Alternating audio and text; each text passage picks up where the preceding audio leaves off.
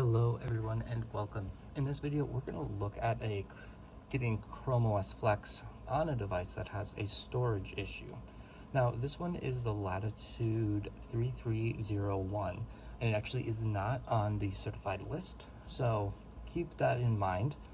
That might be part of your problem and it could also be many other problems. So I just wanted to show what I'm doing right now. It has OS Flex on a hard drive and I've booted it up into that USB. The USB does work on other computers, but when you do get started and then install ChromeOS Flex, you press install again.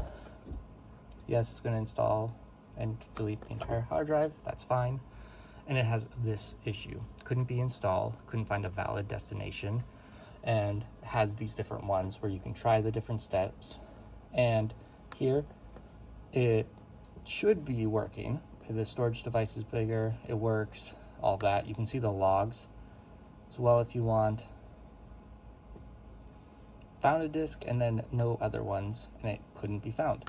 Basically, there's something up with it and doesn't actually take it. The issue is how the drive is formatted. It starts off as a RAID and essentially it's not able to be read. And so let's go into BIOS, which is F2. When you turn it back on, it's going to be in system configuration. I'm just gonna go down. And it's this SATA operation. So here it's on RAID on, and that is basically a way to keep redundancy on your machine, and that's what these came with. So if you switch it to AHCI, you can do that. Now again, this might make it so that you need to reinstall or a different system booting. So again, with yours, this might brick your computer. So anytime that you're installing this on something not certified, you do run that risk. So keep that in mind before you do that. I'm gonna just push exit, save the changes, yes, and then I'm going to go to the one-time boot menu again, which is F12.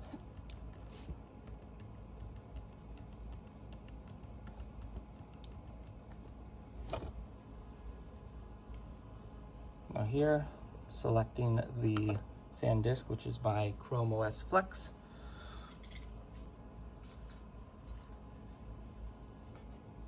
Going to go through those again, get started, install, next, install, yes, erase it, and there you go. It is actually installing it now. So again, that might be something that your computer has as well.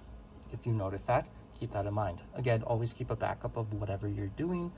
If there's nothing on your device, you don't mind it being totally wiped and potentially in an inoperable state, this could be worth a try. But hopefully this helps you if you had that same error. I'm not going to go through this entire installation process, but I will say it does work and it does run. All right, now the installation will be complete. It'll shut down. I'll again fast forward here. All right, now that it's off, I'm just going to unplug it. So now there's nothing in there. So this would be the actual OS on the system, and it now is booting up in Chrome all on its own, and you can go through the get started. So I'm not going to go through that entire process, but just showing this did work, at least for my computers. As a reminder, double check the certification list, make sure to back up your drive if there is any data on there, and also if it is one that's not on the certified list, be prepared that it might not actually work and might never work. So keep in mind you might brick it. Hope you find this video helpful. Hopefully it helps one of your issues, and see you in the next video. Bye now.